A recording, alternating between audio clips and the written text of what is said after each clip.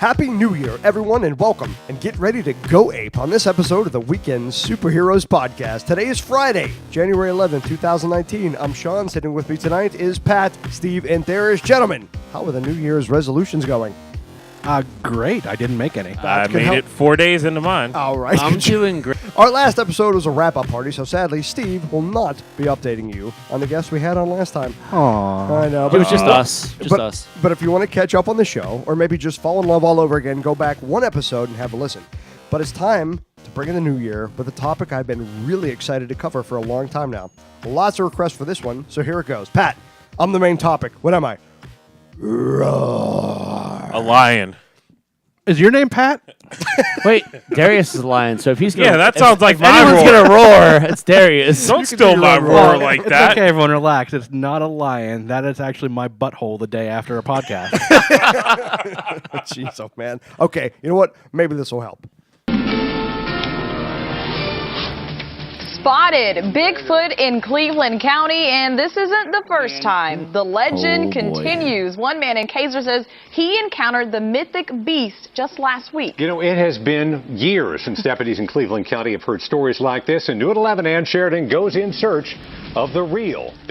That's right. Today we're talking about Bigfoot, and we'll continue that clip in a little while. Although this creature goes by many names, the Bigfoot, or Sasquatch, has been a part of American history since the 1950s. According to folklore, Bigfoot is a bipedal, oversized, ape-like figure that walks upright and leaves enormous footprints in its wake. Now, for years, Bigfoot has been the inspiration behind some of the world's greatest commercials and the world's worst hoaxes. But will new evidence hitting our doorsteps change myth into reality? Could Sasquatch be real? And if so, where's the proof? But before we get to any of that, Steve, for the first time in 2019, let's hear our first study show. See, I don't know if this qualifies as a study show, because this is from 2017, and it's a study conducted by Chapman University titled The Survey of American Fear, Wave 4. The most common paranormal belief in the United States is the belief that ancient civilizations such as Atlantis once existed, with more than half of the respondents, 55%, agreeing or strongly agreeing with this statement. 52% believe that places are haunted by spirits. More than a third, 35%, believe that the aliens visited our Earth in ancient past, and 26% believe they have come to Earth in more recent times. Of the items we asked about, Americans are the most skeptical about Bigfoot, with only 16% of Americans expressing belief in this existence. Ooh. Wow, Bigfoot 16 gets is pretty no low. love. 16, not great numbers for the old Sasquatch. But let me ask you something. Why would anyone believe? If seeing is truly believing, how can we accept the species is real if all we have to go off is a handful of blurry pictures and videos that could easily be staged? Let's be real. If these creatures did exist, more than likely they would live in either Africa or Asia. They wouldn't exist in the woods of the Northern Hemisphere. It's not often you see a giant gorilla in your backyard here in the States. All of this tells us one thing, that this mythical creature will always remain exactly that, a myth. Oh yeah. And then there's the Bigfoot sightings. I tried to call him. Tim Peeler thought he was calling coyotes. Instead of them, him. He got something that frightened even the self-proclaimed mountain man. This thing was 10 foot tall. He had beautiful hair. It's the same M.O. that Tim says he saw for himself. The Sasquatch going after his dogs. I come out here and rough talked him and run him off. Got him to leave, called 911, then the creature came back. And I said, get away from here. Get. And he went right back out that path again. Deputies filed a suspicious person report, and Tim is still recalling the details. He looked like he had 6 fingers on each hand. That guy sounded like Sean trying to read. So we're supposed to believe anything that guy says? Right, so I said get! Man, he's got a nice gap in his teeth. So that man's name is Tim Peeler, and he is my new personal hero. But when it comes to finding credible Bigfoot sightings, for obvious reasons, Mr. Peeler is a big part of the problem. Because even if he truly believes what he just saw, the way he tells the story feeds into the stereotype of the people who report these Bigfoot sightings. And his drinking problem doesn't exactly heighten his integrity either. No, that's okay. I'm fine with that. But whether you believe him or not, Tim's story isn't unique. A common misconception is that Bigfoot is one beast, but Sasquatch is allegedly an entire species. For decades, Sasquatch sightings have been reported across the nation, and they had to start somewhere. Yeah, so in October of 1958, there was an article in the Humboldt Times entitled Giant Footprints Puzzle Residents Along Trinity River. It's actually the first time that the term Bigfoot was ever actually used in print. So the story is about Jerry Crew and his road construction crew. See what I did there? Lack of a better word. Yeah, then they were out, doing their job, and they came across these footprints in the ground that were about 16 inches long and 7 inches wide. So they took some casts of those and, went to the media, the police, everything else, and it got a whole lot of press. But then it was What was the name of that place in Northern California? it was in Bluff Creek. Bluff. Bluff Creek. Bluff Creek. Coincidence? I think not. So let's fast forward to 1967, where the most famous Bigfoot footage comes from. This is the most well-known footage, called the Patterson-Gimlin film, named after Roger Patterson, who shot the footage, and Bob, who witnessed it. Now, if you've ever researched the internet for a picture of Bigfoot, frame 352 of this film will be among the first to appear. It was the first film that showed a full-body shot of what looked like a female Sasquatch nonchalantly just walking across the creek. Just cruising. In her Just first, cruising. In her Yeah, first just walking movie, around. she does full frontal, huh? If you've ever actually seen it, it looks amazingly genuine. Everything from the hair to its gait is incredibly realistic. At the time, this film piqued the interest of zoologists and filmmakers, but the footage did not go without a scrutiny or criticism. Something didn't add up. In post-production, I'll cue up the suspenseful music now. Dun dun dun. Rock music in quotes. Number 1, the location. This too was shot in a creek. Any guesses of the name of this creek? Bluff Creek. That's it. Nailed it. Bluff Creek, so went back to the scene of the crime. Second issue with the Patterson films, timeline issues. So according to the filmmakers, the film was shot on October 20th in 1967. That was a Friday, much like today. The film, which was shot on a 16mm camera on something called the Kodachrome 2 color movie film. This film could only be developed in a lab with a certain super expensive machine. Few labs at the time in the West Coast even had one, and the labs that did have one weren't open on the weekends. The Patterson's brother-in-law, Al Diatley, what would you say that was? Diatley. Diatley, yeah. You can call me Al. Was responsible for developing the film, but claims not to even remember where he took the film for development. Well, hey, how many times have you done something and not remember it the next day? I'm an alcoholic. This is different. You don't go to meetings. Critics say the film was most likely shot earlier. And if they had lied about that, what other loopholes are they missing? Number 3, the passing of a man named Ray Wallace in 2002. Pat, you just mentioned him. His son, after he passed, his son Michael revealed that he was in possession of extra large wooden feet that he and other family members would use to create false Bigfoot impressions around the Northern California area. Like just for kicks? Oh, so number 4 is the worst one. A man named Bob Hieronymus. He was an acquaintance of the filmmakers, and years later came out and claimed that the pair promised him to pay $1,000 for him to put on a Bigfoot suit and walk like an ape for the film. Years later, Bob went on a lie detector show, aptly named Bluff Creek. Lie Detector. Said he was ready for the truth to come out. They strapped him in. They asked him a series of baseline questions and questions completely unrelated to the actual subject. And then this. Was that you in a Bigfoot costume portrayed in the 1967 Patterson film? Yes. This test is over. Remain still for 10 seconds, please. Yada, yada, yada. Commercial break. Then the results were in. Bob, the lie detector has determined that you are... You are not the father. I knew that was going to happen. Bob, you're telling the truth. Well, I always knew it was the truth. Everybody that I'm associated with, I've been around, knew it was the truth. I'm glad it's over. I had the best guy in the country give me this test. Now, That proves to the world that I was in the Patterson Bigfoot film. It's tough.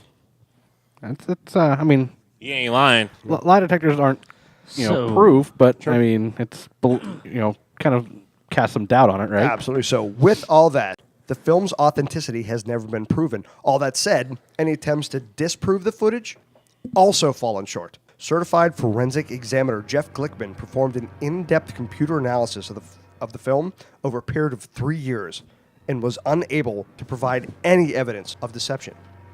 Anthropologist Grover Krantz also analyzed the film and concluded that there was a 0% chance of that being a man in a monkey suit being portrayed in that film. It's a 0% chance? Zero. Among many other traits, he investigated the width of the creature's shoulders and how they were moving in the unexpected nature up as a person in motion. So in the film, Bigfoot's shoulders were about 35.1% of its full standing height. For comparison, Andre the Giant had a typical human ratio of about 24%. But Mr. Lie Detector Bob over there, he had huge broad shoulders, still had only 27.4%. He said a suited person could not mimic a shoulder width this long and still have the naturalistic hand, shoulder, and arm movements. He said it was impossible. And as for our little imprint faker, Ray Wallace. Uh-oh. What'd Ray do? Look at those feet.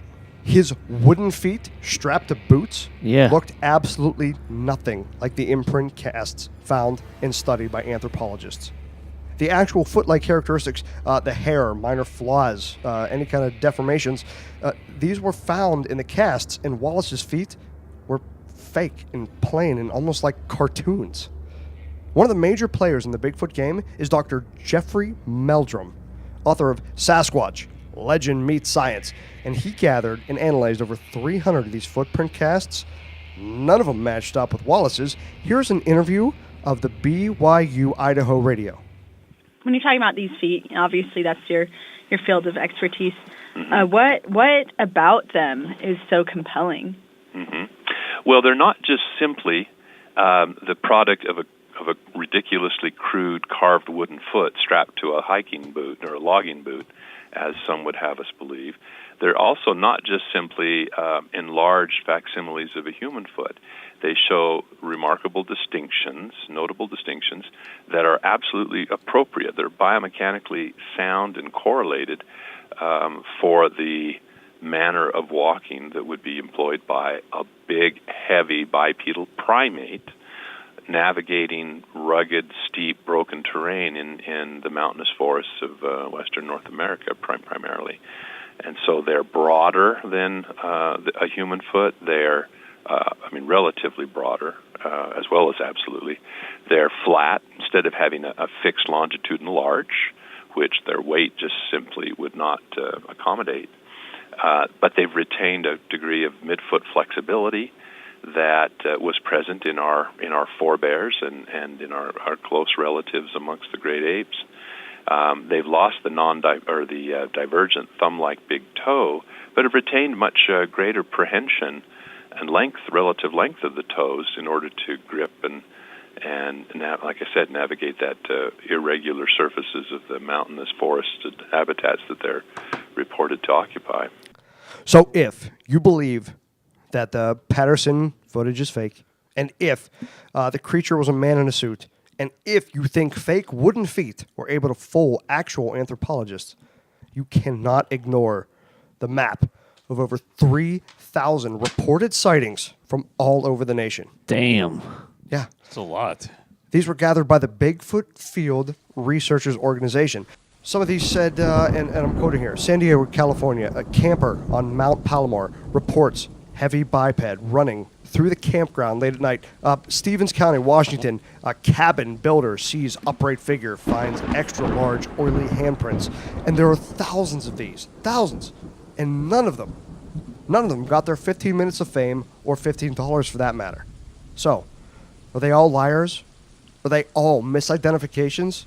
Or is there some species alive out there today so evasive that we can only see them through the stories that are told through those who have actually had encounters? Simply put, is Bigfoot real? And if we were going to get our answers, we had to bring on the best of the best. So on Skype with us now is a man who isn't afraid of the deep, dark woods. For over a decade, he's been trying to get the government to recognize Sasquatch as a real species and has even taken the issue up in court. Please welcome Sasquatch tracker and star and director of Discovering Bigfoot, Todd Standing. Todd, how are you tonight? Well, I have a big problem with the way you announced me. Not the best of the best. There is no best Sasquatch researcher. You are the best, Todd. I'm sorry. People, it's I do the best I can, and I work with lots of great men and women. But there are many people out there that are working really hard to move this discovery forward, and I'm grateful for all of them because it's going to take a lot of work. We got a big uphill battle ahead, but we're going to win. So, but not the best. No. If you can't tell he's a good guy by now, Todd, I know you don't have a lot of time, so we're going to jump right in. Where did you first get the idea to dedicate so much of your time to tracking a creature who, more often than not, is believed to be a myth? Well, when I was trying to prove they couldn't exist. There was no space for them to survive within the ecological niche in North America. And I started working with a second-generation Sasquatch researcher and the Native Americans and First Nations people. When I've actually filmed 2 pieces of Sasquatch footage that I call Video 2 and 3 way back in 2005. And when I realized the species existed and, you know, the most man-like primate is right here, it inspired me to get this done and finish it. I knew I had the ability to finish this discovery off, and I thought I would get good cooperation. I thought it was just going to take me a couple years and it would be done. And that was back in 2005, and here I am 2019. I just had no idea that Fish and Wildlife would be so disagreeable, that my videos and DNA and forensic evidence and all the evidence that we have that's really even today, the feet are recognized by PhDs as the foot of a North American bipedal primate. So the feet are scientifically accepted, but the rest of it, no, that's not real. So this is how perplexing just the feet situation we're in. Well, that was your problem. You went for the whole thing. You should have maybe just started with just the feet, right? And then right. worked your way up. All right. So these animals are obviously very evasive. There's very little video or pictorial evidence of them. So I guess why haven't I heard of any sort of bones or fur or anything, fossils, any of those other sorts of things being found? A body. Sure. Yeah. Sure. Well, I mean, they're a rare species, and they live out in the harshest environments. And in truth, if it really takes a forensic anthropologist to simply differentiate between a leg bone from a bear and a leg bone from a human being. So how many forensic anthropologists are going way, way, way backcountry? And in truth, I have spent thousands of days, almost tens of thousands of days now in the backcountry, studying species since I was a little boy.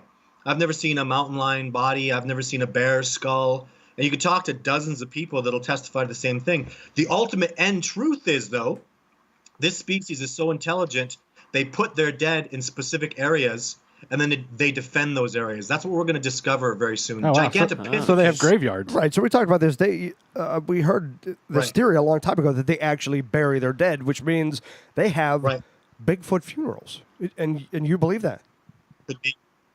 Well, I mean, when gorillas die, the troop is tremendously upset. When elephants die, they all pay homage. I mean, this is something that we've seen in the animal kingdom. Absolutely. And when you talk about a highly intelligent species, highly intelligent, clearly the most man-like species on the planet that survives in cold weather climates, not unlike gorillas and chimpanzees, only human beings have been able to survive in these harsh environments. They have the ability to do that. Believe me, they have the ability to.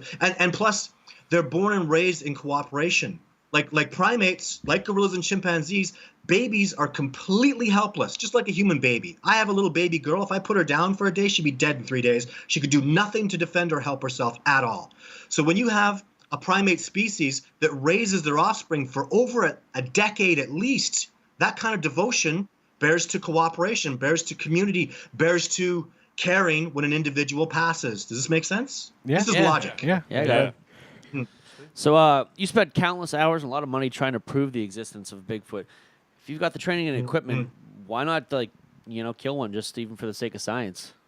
Well, let me ask you this. if I went up to a biologist, imagine, let's talk about bears, simple bears. If bears lived in groups, in communities, and were devoted to one another, and you went up to, let's say, a baby bear, and you tranquilized the baby bear, what do you think Mama Bear, Daddy Bear, Papa Bear is going to do? Yeah, you're think in you trouble. can tranquilize them too? Yeah, you're in trouble. You're going to die. You need a lot of tranquilizer. Baboons and gorillas recognize guns. Sasquatch knows what a gun is, knows what a gun is capable of. If you pointed a gun at a Sasquatch, the community would come back and annihilate you. If you shot one with a tranq dart and lived that long, when the community comes back, what are you going to say? You can't communicate with them, so you're going to say, no, he's not dead. He's sorry. just sleeping. Yeah, no, he's sorry. He's just resting. Sorry, I apologize. So without giving too much Giant primate. without giving too much away, we saw the documentary, and it looks like they do protect each other in the wilderness. Absolutely. Yes. But I feel like there's still probably a way. In fact, the fact that you're taking it as the court system, that you could find a way to, and it's horrible to say, but do take one down and present it as evidence. Bring it to the court system. This would solve all of your problems, I feel like. Am I wrong? Sure. Well, at this point, science has become very ethical. There's a species called the Skywalker gibbon. You can look this up. They've been discovered and they're recognized as a species only based on DNA. There's too few of them, and the scientists felt it was unethical to kill one. So there's no Skywalker gibbon in no body anywhere in the world, but we completely recognize the species based on DNA, which is very reasonable and moral. Of course, it was proven to be an original gibbon species based on DNA. Why can't we do that with Sasquatch? We've got tracks, we've got eyewitnesses, I've got footage, and I have DNA. And not just, this will be DNA from an unknown species, but all the DNA will be from that same unknown species. And that has worked, and that has been accepted. Why can't we do that here? Because if I go, you might not know this, but Diane Fossey was so mad about gorillas being taken into zoos because she'll tell you, when you steal a baby gorilla, you killed the troop. You annihilated and massacred a troop of gorillas to get that baby gorilla that's in the zoo. Do we need to go annihilate and you know what? A war with Sasquatch, they're going to be human casualties. Probably not great. They're going to throw 50-pound boulders, deadly accurate. People are going to die. Why go to war when we have the science and the technology? Yeah, that's fair. What kind of DNA evidence do you have?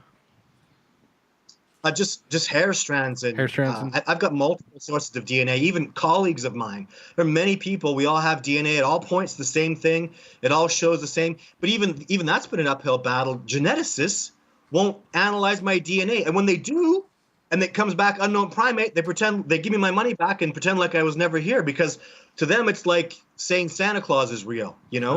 When they're faced with the reality of it, they're like, oh, this university will not be affiliated with unicorns. Yeah, they but don't. You just tested DNA, and you just proved they're like, where's the bravery? Where's the people that have the balls to get out there and admit this, and that's a big problem. Nobody wants to be first. Right. They don't want to be associated with that because right now it's like there's a stigma. It's done though. It's done. Like the DNA it's in Zoo Bank, for God's sake. I don't know. All right. What else do we need to do? Well, what do we need to do? What are the next steps? I'm going to keep going to court. I'm going to keep battling it out. Just somebody in Fish and Wildlife. There's lots of people talking to me now. I've got some, I can't talk about it real publicly, but there's some higher ups in the government that are saying, look, I'll help you. I'll get you to do this. And, all Fish and Wildlife has to do is come out with me on an expedition and I will show them Sasquatch. And that's in Montana, Oregon, California, Washington, and in Canada, British Columbia, and Alberta. Any Fish and Wildlife department can say, okay, kid, come show us the Sasquatch, and this discovery's done. Finished. I will show them everything. I'm the tracker that takes people out and shows them Sasquatch. They just have to have the balls and the responsibility, because it's Fish and Wildlife are literally responsible for the stewardship of all wildlife. Why am I doing this? It's not my job. And Fish and Wildlife get called on this all the time. This is not I was just talking to a guy in Arkansas who works for Fish and Wildlife. He said there wasn't 1 week somebody didn't call in complaining about Sasquatch. Every week. Wow. So he was going to come speak with me. And Arkansas Fish and Wildlife said, you speak about this, you like your pension, you won't have it no more. Jeez. Right? Jeez. Wow. Okay. All right. Darren, you had a question for him? All right. So we need your input on the Patterson-Gimlin film. Oh, Do you believe that film is authentic, or do you? What's your opinion? What's your First thoughts of all, on it? I am no believer. I know Sasquatch is real. Don't ever call me a believer. Hey, I know it. I live it. I study them. There's I actually heard that term when I went to a Mount Hood in Oregon.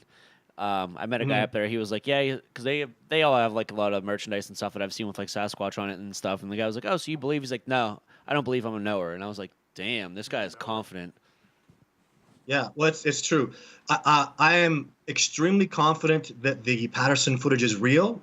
There's a lot of evidence, a lot of things. I've seen a Sasquatch that looked like the Patterson female just 2 years ago.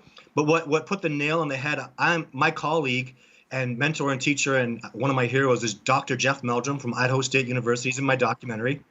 He showed me tracks. I'm a tracker. He showed me the tracks they cast from that Patterson Sasquatch female. Those tracks are completely organic, and they have a mid-tarsal joint. In 1967, the mid-tarsal joint was unknown to science. Not until the 80s we discovered it in a chimpanzee. It is impossible for a couple of cowboys in California in 1967 to make fake tracks that would fool me, that have mid-tarsal joints, dermal ridges. They're completely organic. Those tracks, my friend and mentor told me those are the tracks. I believe him, and if he's correct, it is impossible for them to have faked that film, because tracks are signatures like fingerprints, and you're not going to fool a tracker like me. You're not going to create the anatomy and the organicness of tracks. I saw those tracks. I held them. There's 7 of them. They were out of order. Flip them over. There's numbers on them. Those are Todd Standing's numbers, because I know what order those footprints have gone in, because I am a tracker. That's amazing. In an interview, actually, Bob Gimlin said that those tracks were soon to be washed away, and he went out and actually covered those tracks up. That's right. Merely moments before that evidence would have disappeared forever, which is absolute insanity. And so Bob Gimlin saw Sasquatch, as far as I'm concerned. He saw my footage. He supports me 100%. I can't believe there's a hero like Bob Gimlin that goes like that. Man is just, he's good and he's honest. He's just one of those gentlemen. I love that guy. And still alive. He's 89 years old. Yeah, he's amazing. He'll come testify in my court case. Yep. Right? Wouldn't that be exciting? Absolutely. So. Okay, so I got a question. So the names like Bigfoot and Sasquatch, they're already associated to myths and legends. Don't you think you'd have an easier time getting these animals recognized if you simply called them by a different name? Even made one up yourself. We did. We referred to them as Homo americanus. But no, sure. I mean, but it's I don't know. I need the support of people. I need the support of pop culture. That's why I'm doing these interviews. That's why I'm taking this time. If they want to call it Bigfoot, they can. I call myself a Sasquatch researcher. I think it's respectful to the native people that have named it Sasquatch. And the term Sasquatch isn't referring to a piece of their anatomy. There are other pieces of anatomy that they have that are pretty big. You wouldn't want to be, if you were well endowed, you wouldn't want to be called, Big Dick. Right? See, I'm going to disagree with you there. I would want to be called that. Just once, just one day would be fantastic. Unbelievable. Sasquatch is respectable. It means wild master. It's not wild man. It means wild master of the wilderness. And when the Native Americans, who were experts in the wilderness, called the Sasquatch the master of the wilderness, you better believe there was a good reason for that. And the other terms like Juniqua or Oma, all these terms are of immense reverence, boss and giant and, shadow guarding the mountain. The names are reverent for good reason, because they respected and admired this species, and they still do to this day. They all know.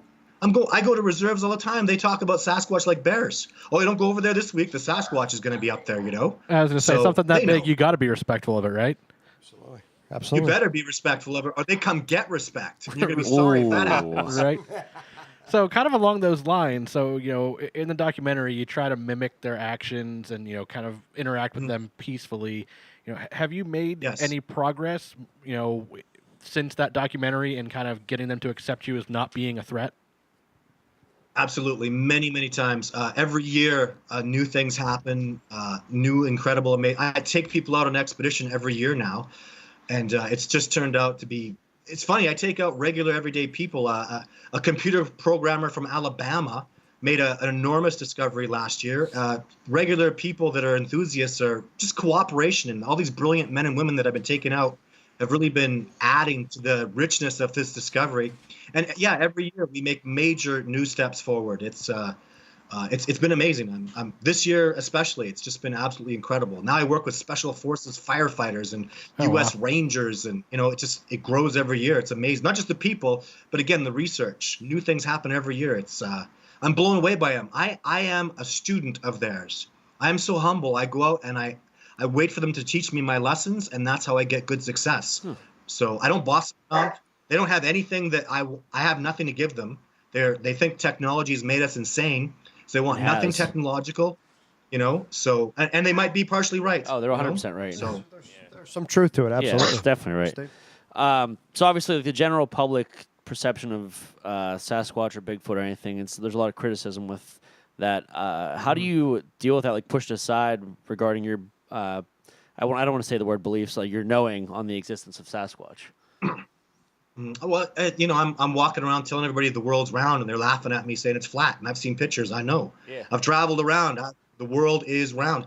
This is even a cliche. Einstein was hated and mocked. Gandhi was killed by his haters. Mother Teresa, they did a documentary on her called The Angel of Death. The woman devoted her life to goodness and helping people. So haters and naysayers and, is Donald Trump a good guy or not? I don't know. Right? So everybody has their opinions. I don't know. I know the truth.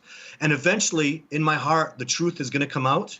And they can't hide forever. And there's too much damage being done to the ecosystem. This year, the Sasquatch that I study were under smoke from forest fires, from all the global warming up here. And they feel it. They feel the pain of it. It's here. It's real. And they're not going to be able to hide much longer. I don't think they could hide much more than, at most, I'd be impressed if they were unknown for 20 more years. I don't think it'll be 10. And if I have anything to say about it, this year will be I was going to say, it'll be a month and a half. Let's go. Yeah. So I was actually going to ask, so as terrible as global warming. There goes all the humble. Yeah, right. Yeah. So as terrible as climate change and things like that are, do you think that will contribute to us kind of discovering them because they're going to be forced out of their kind of safe habitats? Yeah, I don't know. Gosh, I'd hate to think that. I mean, in my heart, I have an intent, and every year when I go out there, I'm asking them to help. I'm telling them, I'm just a small guy. I can't do much, but I think us learning about this species, that they're like, if you sent Wolverine from X-Men out into the bush, the Sasquatch would rip him apart. He'd never heal from that. Like living, breathing, incredible primate species that are out there. They're so fast, they're so strong, twice the size of a gorilla, twice as strong, bipedal like us. This discovery will be the discovery of all known mankind, even forget millennium. So it's incredible. The reason we haven't discovered them is they're so intelligent. They have no trouble evading us. We're pathetic. The best. I'm one of the here. I'll be a little arrogant. I'm one of the best hunter trackers. I'm the best I've ever met or known. Period. And they own me. I try. It's pathetic what I try. They laugh at me. To sneak up on a Sasquatch, you have to fool the birds, the squirrels, the deer. You know what I mean? They read nature the way we would read Google. You know what I mean? Wow. Everything. They know when the wind's going to change. They know what that bird chirp means opposed to this one. It's so much. They have a defensive position in an area they were born and raised in, and they've known for generations. Sneaking up on them. Good luck. Our technology is so amazing. It's so advanced. We can't smell like a deer. There's no goggles that give you vision like a mountain lion, an eagle. People don't respect dolphins can see into women's bellies and tell if they're pregnant. And that's like, oh, it's no big deal. Nature is incredible. It's a miracle that species can do these things, and Sasquatch embodies many miracles, and it's just gonna shake up the pillars of science and humanity when we make this discovery. Unreal. Why I'm so passionate about it, right? Yeah, right. Yeah. Crazy. So everyone probably asked you about your first encounter, but can you tell us about the closest encounter you got with Sasquatch? Oh, close. Well, I mean, there's a video that was on Survivor Man where I have a flare and I'm shaking the flare around saying, get out of here. There's Sasquatch all around me. You hear them smashing in the trees. And not a lot, people don't really ask me this, but the flare went out eventually. The camera died. And a Sasquatch actually latched onto me and took me for a run. He let go. He was actually holding me and running. It was the big male of the group. And I never felt power like that. It was clear he was holding me gently, but I mean, he was just about crushing me. And when he would move through the trees, the G-forces felt like they were breaking my neck, like the power that he had. The reason he let me go is I was literally going to break my own neck to get out of that hold. I was going to kill myself. He was just in panic, right? I had no idea what he was doing. I don't know what his purpose was. He wasn't hurting me, but I was just in such a state of shock. I hadn't eaten properly in 7 days. Hadn't slept more than 2 hours a day for 7 days, and the elements were hurting me. I was, starving, weak. My brain wasn't working properly. I just filmed Sasquatch, which is why they were a little upset with me. But he was taking me back into the wilderness for a reason, and so he latched onto me, and I could smell him, I could feel him. So, his hand was there. Yeah, so you contact. You think he was just trying to show you who was boss? No, he was trying to get me up the mountain to do a spiritual animal ritual. And I didn't know that. So he was trying to get me more connected to the wilderness. Tell us more about that. Don't stop there. Well, a few days later, a grizzly bear stalked me up a mountain. This is well known. This is documented. He was even on Survivor Man. Stalked me up a mountain and left me in a corner. And that corner is where I took Survivor Man. That's holy ground to them. There's trees that are put up in a special way. Survivor Man saw all this stuff. Again, it was in his episode. And that ritual was performed on me, my spiritual animal ritual. And what it is you're supposed to be on the side of a cliff, and you go to sleep. And when you sleep, you're judged on all the bad things you've ever done. And if you're judged as unworthy, you fall off the cliff. Oh, I should definitely not do that. Jesus. Yeah, and if you're worthy, you get a spiritual animal. And I felt like I fell off the cliff. I was dreaming falling, and then I felt like, something picked me up, and then I woke up, and the red-tailed hawk is my spiritual animal. That's a legit, real spiritual animal ritual. And I think they felt that I was dickering around too much. They wanted me to either be a part of the wilderness or not. And so he wanted me to do that ritual, and I didn't know, and he couldn't communicate it to me. But the grizzly bear sure communicated it to me when he stalked my ass up the hill. So I was on a cliff to avoid. I knew he could only come at me from one direction, so that's why I was on that cliff sleeping. He was predatorily stalking me, and I didn't have a gun. So that's how that came. Long story. Wow, that's intense. That's nuts. Yeah. That sounds great. Okay, I don't know if you guys have anything else. Last question for the world. Is Bigfoot real? Absolutely. I am the man that takes people out and has them either live interact with or eyewitness a Sasquatch. I've done it with the best in the world. Jeff Meldrum, John Benernagel, PhDs, Survivor Man. I continue to take people out and show them Sasquatch. This species is real. The only reason I didn't win my court case is because I was not allowed to go to trial. Fish and Wildlife know goddamn well if they got into a courtroom with me, they would get their asses handed to them. They would have how do you deny DNA, forensic evidence, PhDs, judges, doctors, lawyers standing on the stand saying, I have seen this being. I know police officers. That's who were coming to testify. The only reason Fish and Wildlife won was because they didn't let this go to trial based on some bullshit precedence thing. No one's ever taken a Sasquatch court to trial. That's why I didn't go. But the Fish and Wildlife told me, and they'll continue to do this, they will fight to the end to not let this go to trial because the evidence is, and people should know. My God, Jimmy Chilcott's one of the best fingerprint experts in the world. He saw Sasquatch tracks and studied the dermal ridges. They're clearly from an unknown indigenous primate species. I mean, that should have been the end of it. Jeff Meldrum having the tracks accepted as from a real being. They're so biologically perfect in the trackway. I mean, all the evidence, all the eyewitnesses. God, now that I'm becoming really well known, hundreds of people are sending me photographs of Sasquatch. It's going to be on my YouTube. I was afraid I was going to do a YouTube channel and have videos every week. Every week I get 4 or 5 people sending me Sasquatch photos and videos that I'm very convinced are totally legitimate. And it's unbelievable how many people know about this and how this has been brushed away. And usually even, in the United States, they did a big survey. 1/3 of Americans believe Sasquatch is either real or very probably real. Out of 300 million people, 30 million people believe Sasquatch is real or probably real. That is enormous. There's a damn good reason for that. These 30 million people are not having the wool pulled over their eyes. This species is real. Man, if you don't believe it, don't take long walks because you're on the side of the flat earth because this planet is Sasquatch are real, period.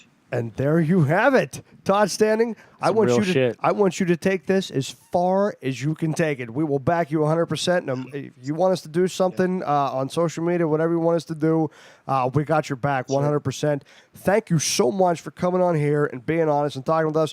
You got 5 minutes for us at the end of every episode. We play a game called Fact or Fuck. Are you in? Yes. Here we go.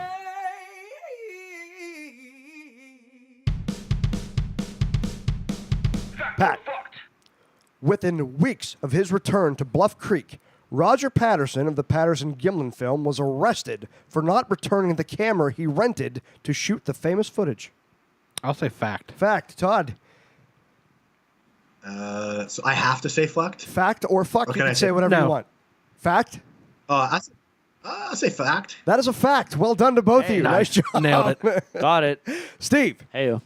Kevin Peter Hall, who played Harry in the 1987 Harry and the Hendersons. Great movie. Also played the part of Predator in the 1987 film Predator.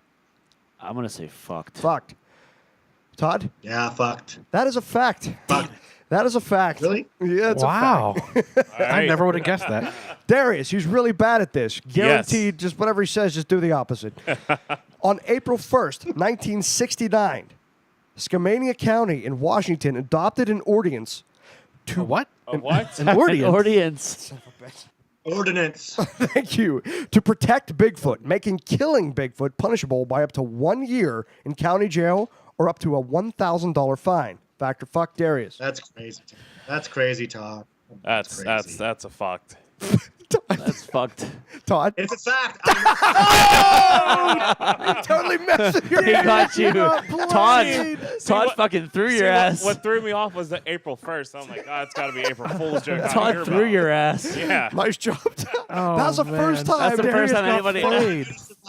First time anyone has ever tried to swing somebody on here. Nice job. Oh, that was awesome. Dude, hook, line, and sinker. Three Got more him. will let you go. Pat. I'd have done the same thing. Pat. Yeah, I'm not listening to anything Todd says now. Can't trust him. The Japanese equivalent of the North American Bigfoot is referred to as Gritushu. Oh, yeah. Don't listen to him. Pay no attention to what Todd's saying. I'm going to say EA, which is Japanese for fucked. Fucked. Todd. Fact. That's fucked. It is Hibagan. Wow. Yes, true story. Good thing I speak Japanese. Pat is 2-0 for the year. Steve. Hey. In 1936, a history teacher, Roger Hempfield, sued a local nursery after claims that their adopted baby had turned out to be half human, half monkey hybrid. Fucked. Fucked. Todd? Fuck. Better be fucked. That's fucked. All right. I feel like that would be bigger news. Yeah. Last one, and we'll let you go. Darius.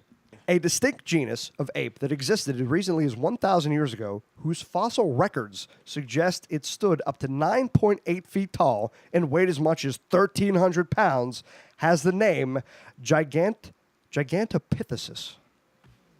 Gigantopithecus. Fact. Fact. Gigantopithecus, excuse me. What Wait. would you say there? Fact. Fact, Todd. Yeah, it's Gigantopithecus. That's the descendant of the species. I talked about that in this interview. If you were paying attention, I was. I can't Darius change the wasn't. words on the page, guys. Huge thank you to Todd Standing for coming on the show and being so awesome with us. Check out Todd's documentary, Discovering Bigfoot, on Netflix right now.